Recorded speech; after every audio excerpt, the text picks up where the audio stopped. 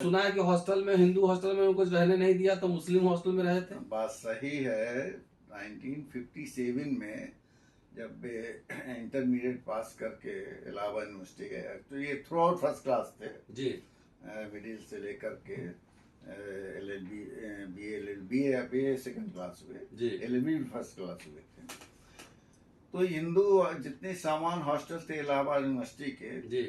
Approach किया इन्होंने admission के लिए, जो भी कारण रहा हो, लेकिन उनको जवाब मिला कि आप शेड्यूल कास्ट के रूप में हैं लेकिन आप हिंदू नहीं हैं। आप शेड्यूल कास्ट ज़्यादा एम्फेसिस था कि आप शेड्यूल कास्ट हैं, हिंदू नहीं हिंदू नहीं है, हिंदू मानते नहीं। और जब निराश हो गए तब किसी ने जो भी सलाह दिया हो कि आप जाइए बगल में मुस्लिम हॉस्टल ट्राई कीजिए, शायद वहाँ हो जाए। वो मुस्लिम हॉस्टल था, वो प्राइवेट था कि ट्रस्ट? नहीं, वो एक्चुअली वो जमीन उस समय भोपाल के जो नवाब साहब थे उन्हीं के उसमें जमीन थी और उन्होंने हॉस्टल बनवाया था।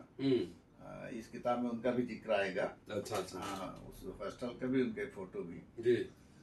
तो ददिन वार्डन से मिले जाकर भाई साहब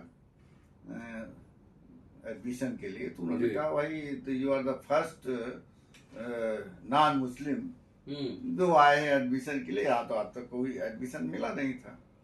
तब उन्होंने अपनी एक ये बताया इस लहजे में कि जब मैं उधर जाता हूँ सामान हॉस्टल में एडमिशन के लिए तो लोग बोलते हैं कि आप हिंदू नहीं है। और जब मैं आपके पास आया हूँ तो आप कहते मुसलमान नहीं हिंदू हैं। तो अब मैं जाऊं तो जाऊं कहाँ?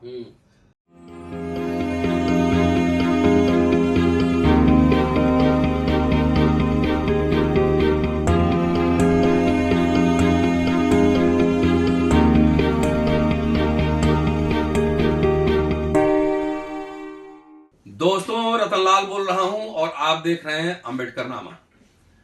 जैसा कि आप जानते हैं कि अम्बेडकरनामा की कोशिश है कि जो बहुजन महापुरुष हैं उनके संघर्षों को, योगदानों को आपके सामने प्रस्तुत किया जाए। और इस सीरीज में कई सैकड़ों एपिसोड्स हमने बनाए हैं।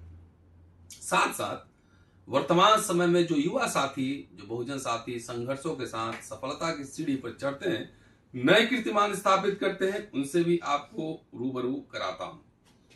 सो इसी संदर्भ में आज चर्चा है बिहार के सिंघम IPS ऑफिसर के बारे में। जो लोग भी बिहार से परिचित होंगे वो जानते होंगे, एक नाम उन्होंने जरूर सुना होगा, Maiku Ram, the IPS officer of 1961 batch. बहुत ही चर्चित नाम रहा। हम लोग कहानियां सुनते थे जब बिहार में थे उनके बारे में, लेकिन उस समय हम लोग मिलने का मौका नहीं मिला। शायद आज होते तो उनसे जरूर मुलाकात होती, उनसे रूबरू करता और चर्चा कर आपको सुनवाता। लेकिन आज हमारे साथ अम्बेडकरनामा में मैकू राम जी के छोटे भाई RC कैथल साहब मौजूद हैं। रमेश चंद्र कैथल पूरा नाम है। और दिलचस्प देखिए कि ये भी IPS ऑफिसर रहे और बिहार कैडर में रहे 1977 बैच के। मतलब मैकू राम जी से 16 बरस जूनियर IPS ऑफिसर। दोनों भाई बिहार में रहे। बिहार का लंबा अनुभव है, प्रशासनिक अनुभव है, पुलिस महकमा का अनुभव है, और दिल्ली में है। और दिल्ली में एक दिलचस्प काम के लिए आए हैं। मैकू राम जी अब इस दुनिया में नहीं है। उनके ऊपर एक किताब निकालने जा रहे हैं, एक IPS ऑफिसर की संघर्ष गाथा। तो उस किताब के संपादक जो कैथल साहब है, और राजेंद्र प्रसाद जी का इंटरव्यू आपने देखा ही होगा, उन्होंने एक मेमोयर इसमें लिखा है। और उस किताब के बारे में आज ये इंट्रोडक्टरी वीडियो है। किताब पटना में विमोचन होगा, कुछ गणमान्य व्यक्ति वहां के आएंगे। जब विमोचन होगा उसके बाद किताब पर विस्तार से चर्चा होगी। लेकिन आज कम से कम इंट्रोडक्टरी जो बातचीत है वो तो कैथल साहब से हो ही जाए। स्वागत है कैथल साहब अम्बेडकरनामा में। बहुत बहुत धन्यवाद इसके लिए भाई। और आप अम्बेडकरनामा देखा आपने पहले? हाँ, मैंने सुना है, आपसे एक बार बात भी किया था मैंने कि बहुत अच्छा कार्यक्रम आपका चल रहा है जी। बहुत इंस्पायरिंग है लोगों के लिए, बहुत इससे लोगों को सीख मिलती है। ये जो आप ये भूमिका अदा कर रहे हैं, अभी के समय में मुझे तो नहीं नजर आ रहा है पूरे इंडिया में ऐसा कार्यक्रम किसी का हो जो आपका अम्बेडकर नामा इस समय चल तो रहा है। शुक्रिया शुक्रिया सर। बहुत अच्छा लगा मुझे। चलिए अब आते हैं किताब पे। आप 16 साल छोटे अपने बड़े भाई से, मैकू राम जी से। जी हाँ, जी हाँ। सर्विस में भी 16 साल आप छोटे रहे। हाँ, हाँ। उनके प्रोफेशनल तो नहीं रहे? हैं? प्रोफेशनल नहीं था, लेकिन उनके अंडर में काम डायरेक्टली नहीं पड़ा ऐसा, लेकिन सलूट तो करना ही पड़ता था वर्दी हाँ। में। ऐसे तो पैर छूता था। हाँ। नहीं, जब वर्दी में रहता तो सलूट करना पड़ता था, नहीं वो कैप उतार करके पैर छूते थे। सम्मान में तो करना ही पड़ता। जी जी। तो क्या किताब जो योजना आप ला रहे हैं, क्या है किताब के बारे में, क्या क्या है जरा बताएं हम दोस्तों को। असल में मैं उनके नाम से एक संस्मरण लिख रहा हूँ, मैकू नाम स्मृति ग्रंथ। अच्छा, स्मृति ग्रंथ। स्मृति ग्रंथ उसका अभी तो मैंने दिया है छपने के लिए, आर्टिकल उसमें इनवाइट किए गए थे, बहुत सब कुछ आ चुका है, फोटोग्राफ भी उसमें मैंने सबमिट कर दिया है सर के यहाँ जी। और प्रक्रिया में है, अभी टाइम लगेगा और इसका विमोचन तो 5 जनवरी 2023 को होगा। अब कौन करेगा अभी तो डिसाइड होगा, तो समय लगेगा, लेकिन तब तक मुझे लगता है 15 दिसंबर तक तैयार हो जाना चाहिए बुक, और तब इसका पटना में इसका विमोचन किया जाएगा। और उस स्थान पर जहाँ भाई साहब ने अम्बेडकर फूले संस्थान, शोध संस्थान, बुद्ध विहार तथा महात्मा फूले संस्थान, तीनों संस्थान की नींव डाली थी। अच्छा, तो वही पटना में? हाँ, पटना में वही कार्यक्रम रखा जाएगा, बुद्ध विहार या अम्बेडकर शोध संस्थान में। ये अभी तक तो मेरा ये, किनको बुलाना चाह रहे हैं उद्घाटन कार्यक्रम में? अभी तो निश्चित नहीं कहा जा सकता है। अब मुख्यमंत्री से लेकर के जो भी सम्मानित रहेंगे, या डिप्टी सीएम या स्पीकर, जो जिनका कंसेंट मिल जाएगा उनसे मैं जरूर कराऊंगा। उनके कंसेंट पर डिपेंड करता है, सहमति अगर देंगे तो जो भी तैयार हो जाएगा उन्हीं से कराया जाएगा। अच्छा, ये किताब स्मृति ग्रंथ है, इसका मतलब जो लोग साथ उनके रहे हैं, काम किए हैं, नाते, रिश्तेदार, दोस्त, सबऑर्डिनेट ऑफिसर्स, सीनियर ऑफिसर्स, इसी तरह के लोग होंगे जिनके उसमें लेख होंगे ना? अधिकतर उनके साथ जो संपर्क में रहे हैं, उनके कार्यों को देखा है, अनुभव किया है, और जब वो अनुसूचित जात जनजात कर्मचारी के संघ के अध्यक्ष थे पूरे बिहार के जी, उसे बहुत कुछ काम किया उन्होंने। एक्चुअली वो एक पब्लिक सर्वेंट ही नहीं थे, एक समाज सेवक भी थे, गवर्नमेंट सर्वेंट के अलावा समाज सेवक। बाद में भूमिका बहुत जबरदस्त थी उनकी अनुसूचित जात जनजात कर्मचारी संघ के रूप में, और उन्होंने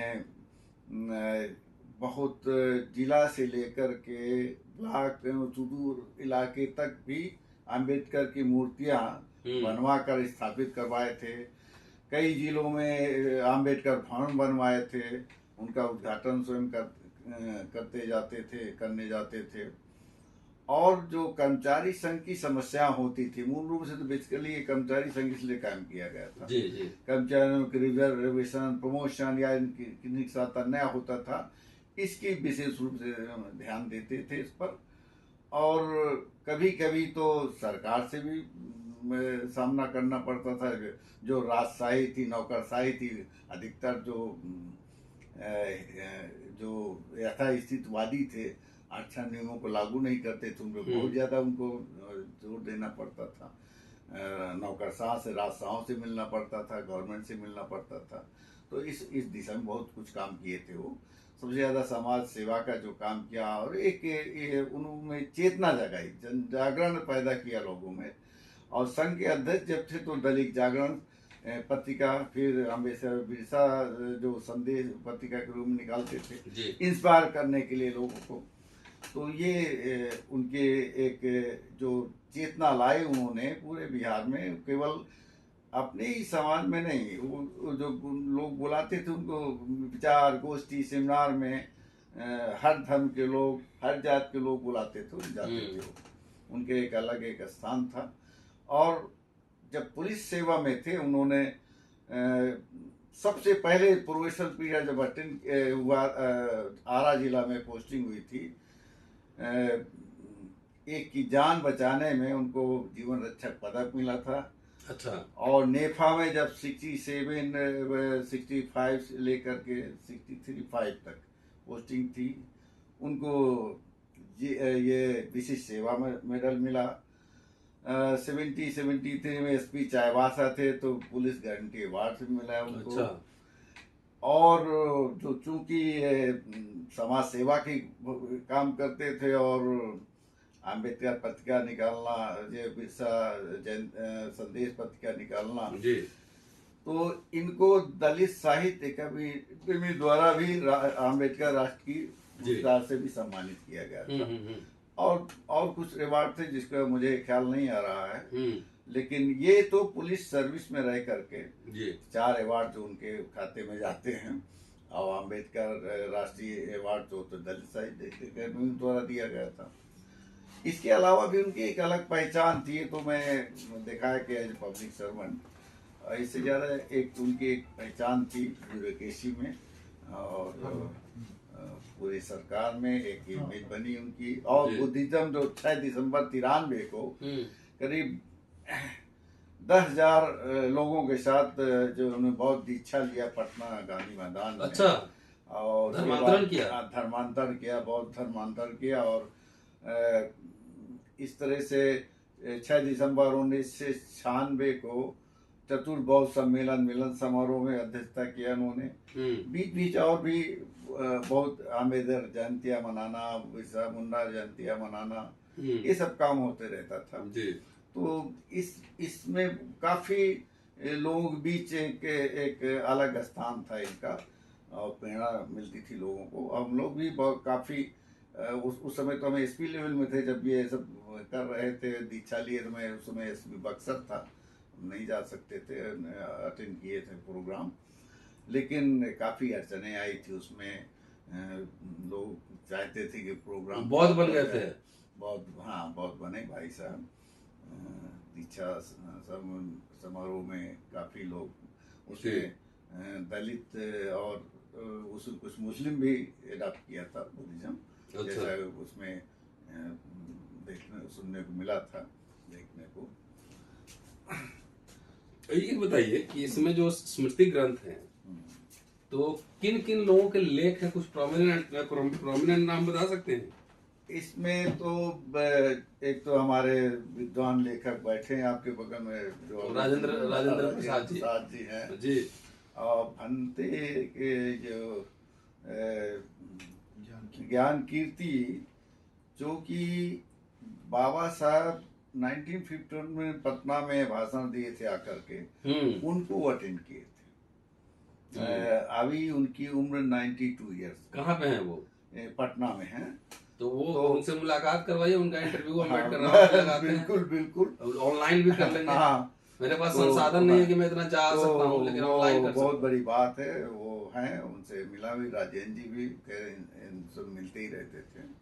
उनके आलेख हैं, कुछ ब्यूरोक्रेट्स के भी हैं, कुछ डॉक्टर्स के, कुछ इंजीनियर्स के आलेख हैं, उसमें प्रोफेसर के आलेख हैं।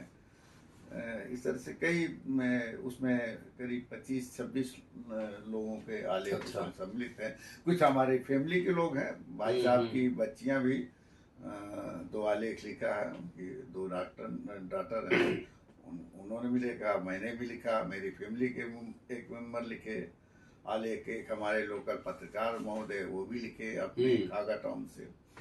तो इस तरह से 25-26 लोगों का आलेख उसमें है। और उसमें कुछ जैसे कुछ कविताओं का संग्रह भी रखा गया है। कमल भारती साहब का है, वो 8-10 कविताओं का संग्रह भी उसे में सम्मिलित किया गया है। और बाकी फोटोग्राफ्स हैं जो खास फैमिली से रिलेटेड हैं। यहाँ भाई साहब दीक्षा समारोह में सब जो उसमें आए, धर्म अडॉप्ट किए, बौद्ध धर्म अडॉप्ट किए, इस तरह से। और अम्बेडकर शोध संस्थान, महात्मा फुले संस्थान, बुद्ध विहार, इन सब से जो संबंधित हैं, इनके भी फोटोग्राफ उस किताब में रखे जाएंगे। चलिए, एक दबंग आईपीएस ऑफिसर के ऊपर बहुत जल्दी स्मृति ग्रंथ आ रहा है। जी हाँ, मैं मैकू राम साहब की बात कर रहा हूँ। उनके छोटे भाई अम्बेडकर नामा में किताब जब आएगी तो दिलचस्प किताब होगी, उस पर चर्चा होगी।